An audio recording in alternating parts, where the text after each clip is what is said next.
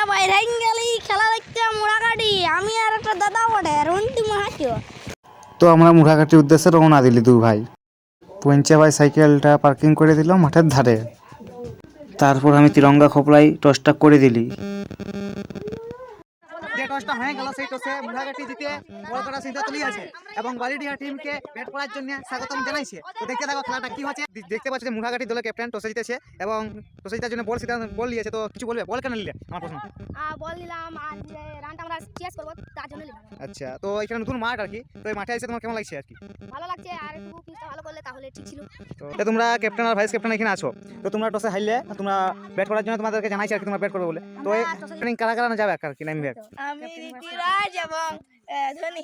আচ্ছা, ঋতুরাজ এবং ধোনি খেলা খেলা। আচ্ছা, তো আপনার নাম কি বটে? কৌশিক মাহাতো। আপনি কোন দলে খেলছেন? আমি বালিডিহা টিমে খেলছি। বালিডিহা টিমে খেলছেন। তো এই যে মাঠে এসে তোমার কেমন লাগছে? আপনি কোন নম্বরে ব্যাটে নামবে? যে নম্বর দিয়ে ক্যাপ্টেন যেমন বলে বালিডিহা ক্যাপ্টেন। আমার ইংরাজি মাস্টারের মতন কমেন্টারি করার পর আমি চলে গেলি আম্পায়ার করতে। মেঘের কারণে ম্যাচটা শেষ হইল নাই, তাই আমরা ঘর চলে গেলি। লাইক কমেন্ট শেয়ার করো তোমরা।